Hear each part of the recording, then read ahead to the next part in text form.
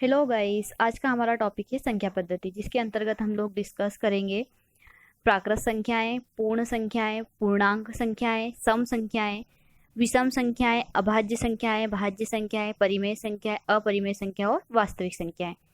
तो सबसे पहले हम लोग इन्हें पढ़ने से पहले संख्या पद्धति को समझ लेते हैं कि संख्या पद्धति क्या है। तो आइए शुरू करते हैं। संख्या पद्धति से आशय संख्याओं को लिखने एवं उनके नामकरण के सुव्यवस्थित नियमों को संख्या पद्धति कहते हैं। किसे कहते हैं संख्या पद्धति? संख्याओं को लिखने एवं उनके नामकरण के सुव्यवस्थित नियमों को संख्या पद्धति कहते हैं। ठीक है, संख्याओं को लिखने और उनके नामकरण के सुव्यवस्थित नियमों को संख्या पद्धति कहते हैं। अब हम लोग आगे देखते हैं प्राकृत संख्याएं। तो प्राकृत संख्याएं किसे कहते हैं? वस्तुओं को गिनने के लिए जिन संख्याओं का प्रयोग किया जाता है उन संख्याओं को गणन संख्याएं या प्राकृत संख्याएं कहते हैं। एग्जाम्पल के लिए 1 से लगाकर अनंत तक की संख्याएं क्या कहलाती है? प्राकृत संख्याएं। ठीक है, 1 से लगाकर अनंत तक की धनात्मक संख्याएं क्या कहलाती है? प्राकृत संख्याएं कहलाती है। इसी प्रकार से पूर्ण संख्याएं। तो पूर्ण संख्याएं क्या होती है? जब प्राकृत संख्याओं में शून्य को भी शामिल कर लिया जाता है। ठीक है, जब प्राकृत संख्याओं में शून्य को भी शामिल कर लिया जाता है तब प्राप्त संख्याएं क्या कहलाती है? पूर्ण संख्याएं। ठीक है, जैसे कि हमारी प्राकृत संख्याएं कहाँ से स्टार्ट होती है? 1 से। ठीक है, और जब इसमें शून्य भी शामिल हो जाता है तो 0 से लगाकर अनंत तक की धनात्मक संख्याएं क्या कहलाती है? पूर्ण संख्याएं कहलाती है। ठीक है, नेक्स्ट है हमारा पूर्णांक संख्याएं। तो पूर्णांक संख्याएं क्या होती है कि जब प्राकृत संख्याओं में शून्य और ऋणात्मक संख्याएं भी शामिल कर ली जाती है तब कौन सी संख्याएं प्राप्त होती है? पूर्णांक संख्याएं। ठीक है, जब प्राकृत संख्याओं में शून्य को भी शामिल कर लेते हैं और ऋणात्मक संख्याओं को भी शामिल कर लेते हैं तब कौन सी संख्याएं प्राप्त होती है? पूर्णांक संख्याएं प्राप्त होती है। या यूं कहे कि जब पूर्ण संख्याओं में, ठीक है, जब पूर्ण संख्याओं में ऋणात्मक संख्याएं भी शामिल हो जाती है तो क्या कहलाती है? पूर्णांक संख्याएं। और आसान तरीके से समझे तो जब प्लस, माइनस और 0 तीनों प्रकार की संख्याएं मिल जाए तब क्या होगी? पूर्णांक संख्याएं। ठीक है, तो आगे बढ़ते हैं सम संख्याएं। बहुत ही आसान है। सम संख्याएं वे संख्याएं जो 2 से पूर्णतः विभाजित होती है। वे संख्याएं जो 2 से पूर्णतः विभाजित होती है क्या कहलाती है? सम संख्या। एग्जाम्पल के लिए 2, 4, 6, 8 ऐसी सभी संख्याएं जो कि 2 से विभाजित है वे क्या कहलाएगी? सम संख्याएं। अब नेक्स्ट है हमारा विषम संख्याएं। ठीक है, तो वे बिल्कुल सम संख्याओं के अपोजिट वे संख्याएं जो 2 से विभाजित नहीं होती है उन्हें क्या कहेंगे? विषम संख्याएं। एग्जाम्पल के लिए हम लोग देख लेते हैं 1, 3, 5, 7, 9, 11, 13 आदि ये संख्याएं क्या है? विषम संख्या है, क्योंकि ये संख्याएं 2 से विभाजित नहीं है। इसी प्रकार से हम लोग आगे देखते हैं अभाज्य संख्याएं। ठीक है, अभाज्य संख्याएं। तो अभाज्य संख्याएं क्या होती है? वे संख्याएं जो स्वयं व 1 के अलावा अन्य किसी भी संख्या से विभाजित नहीं हो उन्हें क्या कहते हैं? अभाज्य संख्याएं।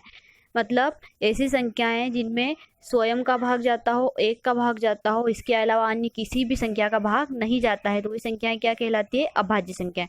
यहाँ पर एग्जाम्पल के लिए हमने लिखा है 2, 3, 5, 7, 11, 13, 17 ये सब क्या है? अभाज्य संख्याएं। अब हम यहाँ पर एक एग्जाम्पल देखते हैं। जैसे कि हमने एक संख्या ली 2। ठीक है, तो यहाँ पर 2 में 2 किससे विभाजित है? 1 से विभाजित है और स्वयं 2 से विभाजित है। इसके अलावा अन्य किसी भी संख्या से विभाजित नहीं है, इसलिए 2 क्या है? एक अभाज्य संख्या। इसी प्रकार अगर हम बात करें 13 की तो 13 भी क्या है? 1 से विभाजित है और स्वयं 13 से विभाजित है। इसके अलावा अन्य किसी भी संख्या से विभाजित नहीं है, तो ये क्या है? एक अभाज्य संख्या है। अब आगे देखते हैं हम लोग भाज्य संख्या। तो भाज्य संख्या क्या होगी? अभाज्य संख्या के ठीक अपोजिट होगी। ठीक है, मतलब वे संख्याएं जो स्वयं और 1 के अलावा अन्य किसी भी संख्या से पूर्णतः विभाजित हो जाती हो तो उसे भाज्य संख्या कहते हैं। ठीक है, वे संख्याएं जो स्वयं और 1 के अलावा अन्य किसी और भी संख्या से विभाजित हो जाती है तो वो क्या कहलाएगी? भाज्य संख्या कहलाएगी। तो यहाँ पर एग्जाम्पल के लिए है 4, 6, 8, 10, 12 आदि संख्या है। तो यहाँ पर हम लोग लेते हैं एग्जाम्पल के लिए 4। ठीक है, तो 4 में किस किस संख्या का भाग जाता है? 1 का, स्वयं 4 का और इसके अलावा 2 का। तो इस प्रकार से 4 एक ऐसी संख्या है जिसमें 1 का भी भाग जाता है, स्वयं 4 का भी भाग जाता है और इसके अलावा तीसरी शर्त जो है कि अन्य किसी संख्या का भी भाग चला जाता है, वो भी पूर्णतः है ना, पूर्णतः विभाजित हो जाती है। तो इस प्रकार से 4 क्या है, एक भाज्य संख्या है। इसी प्रकार अगर हम बात करें 12 की, ठीक है, तो 12 1 से विभाजित है, स्वयं 12 से विभाजित है और इसी के साथ 3 से, 2 से, 4 से आदि संख्याओं से विभाजित है। इस प्रकार से 12 भी एक भाज्य संख्या है। अब हम लोग आगे बढ़ते हैं, परिमेय संख्या। परिमेय संख्या मतलब रेशनल नंबर। तो वे संख्याएं जिन्हें p/q के रूप में लिखा जा सकता है, परिमेय संख्याएं कहलाती है। ठीक है, इसकी सबसे बड़ी पहचान क्या है, किसे हम p/q के रूप में मतलब अंश बटे हर, ठीक है, अंश बटे हर के रूप में लिख सकते हैं। तो वे संख्याएं क्या कहलाएगी, परिमेय संख्याएं। इसे हम आगे और विस्तार से समझेंगे। ठीक है, इसका एग्जाम्पल है 5, 2/4 और 0। यहाँ पर आपको 5 परिमेय p/q के रूप में नहीं दिख रही होगी, लेकिन फिर भी 5 एक परिमेय संख्या है, क्योंकि प्रत्येक पूर्णांक के बटे में 1 होता है। इस प्रकार से 5 एक परिमेय संख्या है। 2/4 तो स्पष्ट रूप से दिख रही है परिमेय संख्या, और 0 भी एक परिमेय संख्या है। ठीक है, अब आगे देखते हैं अपरिमेय संख्या। तो अपरिमेय संख्या से आशा है वे संख्याएं जिन्हें p/q के रूप में नहीं लिखा जा सकता। ठीक है, वे संख्याएं जिन्हें p/q के रूप में न लिखा जा सके, वे क्या कहलाएगी, अपरिमेय संख्याएं। इसे भी हम आगे विस्तार से समझेंगे, परिमेय और अपरिमेय संख्या को। अब आगे देखते हैं हम वास्तविक संख्याएं। तो वास्तविक संख्याएं वे सभी संख्याएं जो अब तक हमने पढ़ी, जैसे हमने देखा प्राकृत संख्या, पूर्ण संख्या, परिमेय संख्या, अपरिमेय संख्या, वे सभी क्या है, वास्तविक संख्या है। यहाँ पर हम लोग देख लेते हैं, वे संख्याएं जो या तो परिमेय है अथवा अपरिमेय है, वास्तविक संख्याएं कहलाती है। ठीक है, वे समस्त संख्याएं जो या तो परिमेय है या अपरिमेय है, वे वास्तविक संख्याएं कहलाती है। क्योंकि अभी तक हमने जितनी भी संख्याएं पढ़ी है वो या तो परिमेय है या अपरिमेय है। तो इस प्रकार से वास्तविक संख्याएं क्या होती है, परिमेय और अपरिमेय दोनों, या तो वे परिमेय है या फिर अपरिमेय है, वे सभी क्या कहलाएगी, वास्तविक संख्याएं। अब आगे हम लोग देखते हैं सअभाज्य संख्याएं। ठीक है, सअभाज्य संख्याएं क्या होती है। तो ऐसी संख्याओं के जोड़े जिनके गुणनखंड में या तो 1 हो, ऐसी संख्याओं के जोड़े जिनके गुणनखंड में 1 के अतिरिक्त कोई भी उभयनिष्ठ गुणनखंड न हो, उन्हें क्या कहेंगे, सअभाज्य संख्याएं कहते हैं। ठीक है, मतलब ऐसी कोई सी भी संख्याओं के जोड़े जिनके अगर गुणनखंड करते हैं तो केवल उनका उभयनिष्ठ गुणनखंड 1 हो, इसके अलावा अन्य कोई भी उभयनिष्ठ गुणनखंड न हो, तो ऐसी संख्याएं क्या कहलाएगी, सअभाज्य संख्याएं कहलाएगी। एग्जाम्पल के लिए हम लोग देखते हैं 16 और 21 को। तो यहाँ पर हम लेते हैं 16। तो 16 के गुणनखंड क्या होंगे, पहला गुणनखंड होगा 16 का 1 गुणित 16, सेकेंड हो सकता है इसका 4 गुणित 4, एक और क्या हो सकता है इसका गुणनखंड 2 गुणित 8। इस प्रकार से 16 के क्या क्या गुणनखंड हो सकते हैं, 1 गुणित 16, 4 गुणित 4, 2 गुणित 8। इसी प्रकार अगर हम 21 की बात करें तो 21 के गुणनखंड क्या हो सकते हैं, 1 गुणित 21 और एक अन्य क्या हो सकता है, 3 गुणित 7। ठीक है, तो यहाँ पर इन दोनों में उभयनिष्ठ गुणनखंड क्या आया, केवल 1, इसके अलावा अन्य कोई भी संख्या उभयनिष्ठ नहीं है, इनका कोई भी अन्य गुणनखंड उभयनिष्ठ नहीं है। तो इस प्रकार की संख्याएं क्या कहलाती है, सअभाज्य संख्याएं कहलाती है। तो हम लोग आगे देखते हैं युग्म अभाज्य संख्याएं। ठीक है, युग्म अभाज्य संख्याएं क्या होती है।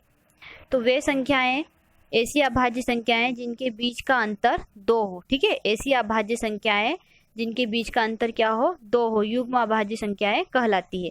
एग्जाम्पल के लिए 5 और 7, हमें कोई सी भी ऐसी 2 अभाज्य संख्याएं लेना है जिनके बीच का अंतर 2 हो, तो वो क्या कहलाएगी, युग्म अभाज्य संख्याएं कहलाएगी। जैसे कि एक और एग्जाम्पल हम लोग देखते हैं, एक अभाज्य संख्या है 11 और दूसरी अभाज्य संख्या है 13, इन दोनों के बीच का अंतर कितना है, 2। तो इस प्रकार से 11 और 13 भी क्या है, एक युग्म अभाज्य संख्या है। लेकिन अगर हम बात करें 2 और 3 की, ये दोनों ही अभाज्य संख्याएं हैं, लेकिन इनके बीच का अंतर क्या है, केवल 1। तो क्या ये युग्म अभाज्य संख्याएं हैं, नहीं, ये युग्म अभाज्य संख्या नहीं है। हम आगे बढ़ते हैं, परिमेय संख्या और अपरिमेय संख्या को हम थोड़ा विस्तार से समझते हैं। परिमेय संख्याएं, तो इसकी पहली शर्त क्या है कि जिन संख्याओं को p/q के रूप में लिख सकते हो। ठीक है, ऐसी संख्याएं जिन्हें p/q के रूप में लिख सकते हैं, तो वे क्या होगी, परिमेय संख्याएं।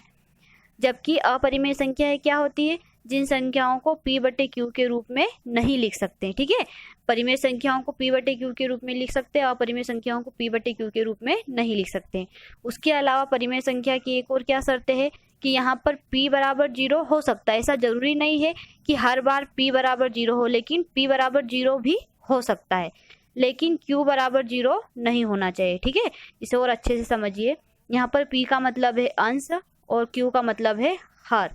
ठीक है, तो अंश हमारा कभी भी 0 नहीं होना, अंश हमारा 0 हो सकता है, लेकिन हर हमारा कभी भी 0 नहीं होना चाहिए। ठीक है, तो क्या है यहाँ पर परिमेय संख्या की पहचान, कि इसकी क्या शर्त है कि हमारा अंश 0 हो सकता है। ठीक है, अंश 0 हो सकता है, लेकिन हर कभी भी 0 नहीं होना चाहिए। ठीक है, अब यहाँ पर हम एग्जाम्पल देखते हैं कि 0 क्या है, एक परिमेय संख्या है या नहीं है। तो 0 एक परिमेय संख्या है, क्योंकि 0 के बट्टे में 1 है। और यहाँ अभी हमने शर्त देखी कि p बराबर 0 हो सकता है, मतलब अंश 0 हो सकता है। तो इस प्रकार से 0 एक परिमेय संख्या है। इसी प्रकार से अगर हम बात करें 4 की, तो क्या 4 एक परिमेय संख्या है, क्योंकि 4 के बट्टे में भी 1 विद्यमान है। अब अगर बात करें 2/5 की, तो ये भी एक परिमेय संख्या है, क्योंकि स्पष्ट रूप से दिख भी रही है। अब बात करते हैं करनी 25 की, तो क्या करनी 25 एक परिमेय संख्या है? हाँ है, क्योंकि करनी 25 एक पूर्ण वर्ग संख्या है ना। करनी 25 क्या है? पूर्ण वर्ग संख्या है। इसका वर्गमूल क्या हो जाएगा? 5। इस प्रकार से करनी 25 भी एक परिमेय संख्या है। अब आगे हम लोग देखते हैं अपरिमेय संख्या। तो अपरिमेय संख्या के एग्जाम्पल क्या है? 5/0 ये एक अपरिमेय संख्या है। कैसे? मतलब जब भी संख्या, मतलब यहाँ पर परिमेय संख्या की परिभाषा क्या थी, कि क्या शर्त थी कि q बराबर 0 नहीं होना चाहिए, और जब q बराबर 0 आ जाए तो वो क्या हो जाएगा? एक अपरिमेय संख्या हो जाएगी। मतलब सीधे शब्दों में अगर हम समझे तो जो हर होता है वो कभी भी 0 नहीं होना चाहिए। ठीक है, जो q होता है वो कभी भी 0 नहीं होना चाहिए। ऐसी स्थिति में संख्या क्या कहलाएगी? अपरिमेय संख्या। दूसरा एग्जाम्पल है करनी 13। तो क्या करनी 13 एक परिमेय संख्या है या अपरिमेय संख्या है? तो ये एक अपरिमेय संख्या है, क्योंकि करनी 13 एक पूर्ण वर्ग संख्या नहीं है। इस प्रकार से हमने परिमेय और अपरिमेय संख्याओं को समझा। अब अगला, इस प्रकार हमने आज के इस वीडियो में संख्या पद्धति की कुछ महत्वपूर्ण फैक्टर को समझा। उम्मीद करती हूँ कि आपको ये समझ में आया होगा। एक बार हम फिर से इसे रिपीट करते हैं और थोड़ा आसान तरीके से और अधिक आसान तरीके से इसे समझते हैं। जैसे कि हमने सबसे पहले पढ़ा प्राकृत संख्याएं। ठीक है, तो प्राकृत संख्याएं क्या होगी? समस्त धनात्मक संख्याएं, 1 से लगाकर अनंत तक की समस्त धनात्मक संख्याएं क्या होगी? प्राकृत संख्याएं, है ना। इसे हम कैसे याद रखेंगे कि जो गिनने के लिए जिन संख्याओं का प्रयोग किया जाता है वे सभी क्या होगी? प्राकृत संख्याएं। अब हम देखते हैं पूर्ण संख्याएं। तो जहां पर प्राकृत संख्याओं में शून्य भी शामिल हो जाए, ठीक है, जहां पर प्राकृत संख्याओं में शून्य भी शामिल हो जाए, मतलब 0 से लगाकर अनंत तक की धनात्मक संख्याएं क्या होगी? पूर्ण संख्या। इसे हम याद कैसे रखेंगे? जैसे अधिकांशतः एग्जाम में क्वेश्चन आता है कि सबसे छोटी पूर्ण संख्या क्या है, तो सबसे छोटी पूर्ण संख्या क्या होगी? 0 होगी। अब इसे हम कैसे याद रख सकते हैं? जब भी पूर्ण की बात होती है, ठीक है, पूर्ण, तो अगर हम अपने माइंड में एक पिक्चर सेट कर लेते हैं कि पूर्ण मतलब संपूर्ण धरती कैसी है? गोल है। संपूर्ण धरती कैसी है? गोल है। तो संपूर्ण में पीछे क्या आ रहा है? पूर्ण। इस प्रकार से पूर्ण संख्या, सबसे छोटी पूर्ण संख्या क्या है? 0। ठीक है, सबसे छोटी पूर्ण संख्या 0 से स्टार्ट होती है। नेक्स्ट देखते हैं पूर्णांक संख्या। अगर हम इस पूर्णांक संख्या को विच्छेद करें, संधि विच्छेद करें इसका, तो क्या होगा? पूर्णांक का संधि विच्छेद पूर्ण धन अंक। ठीक है, मतलब पूर्ण अंक। ठीक है, पूर्णांक का संधि विच्छेद होगा पूर्ण अंक। तो जब पूर्ण अंक शामिल हो जाए, ठीक है, जब पूर्ण अंक शामिल हो जाए, मतलब प्लस माइनस जीरो सभी प्रकार के अंक शामिल हो जाए, तब क्या होगी? पूर्णांक संख्या है। मतलब जहां पर माइनस, प्लस और जीरो सभी संख्याएं आ गई तो वहां पर क्या होगा? पूर्णांक संख्या है। इस प्रकार से सम संख्या आसान है, विषम संख्या भी आसान है। और अभाज्य संख्या में स्वयं और एक के अलावा अन्य किसी संख्या का भाग नहीं जाता। ठीक इसके विपरीत भाज्य संख्या में स्वयं व एक के अलावा अन्य किसी संख्या का पूर्णतः भाग चला जाता है। परिमेय संख्याएं वे होती है जिन्हें p/q के रूप में लिख सकते हैं। और इसमें ये कोई 0 वाला एक महत्वपूर्ण पॉइंट है कि क्या 0 एक परिमेय संख्या है? ये एग्जाम में अधिकांशतः पूछा जाता है। इसी के साथ पाई का पूछा जाता है कि क्या पाई एक परिमेय संख्या है? तो हाँ, पाई एक परिमेय संख्या है। कई बार इसे इस तरीके से दिया जाता है, कई बार इस तरीके से, और कई बार इसका दशमलव में मान दिया जाता है। फिर है अपरिमेय संख्याएं। तो अपरिमेय संख्या क्या है? जिन्हें p/q के रूप में नहीं लिखा जा सकता। और इसकी अन्य एक और पहचान क्या है कि जिन संख्याओं के बट्टे में 0 होता है वे अपरिमेय संख्याएं होती है। एक और पहचान ये है कि ऐसी संख्याएं जो पूर्ण वर्ग नहीं है और उन पर करनी लगी हुई है, तो वे संख्याएं क्या होगी? अपरिमेय संख्या होगी। इसी के साथ वास्तविक संख्याएं क्या होती है? समस्त परिमेय और अपरिमेय संख्याएं वास्तविक संख्याएं है। और सअभाज्य संख्याएं क्या होती है? कि ऐसे ऐसी संख्याओं के जोड़े जिनके गुणनखंडों में एक के अलावा अन्य कोई भी उभयनिष्ठ गुणनखंड नहीं हो तो वे क्या कहलाएगी? सहअभाज्य संख्याएं। उसके बाद हमने देखा युग्म अभाज्य संख्याएं, तो ऐसी अभाज्य संख्याएं जिनके बीच 2 का अंतर हो तो वो क्या होगी? युग्म अभाज्य संख्याएं। ठीक है, उम्मीद करती हूँ आपको ये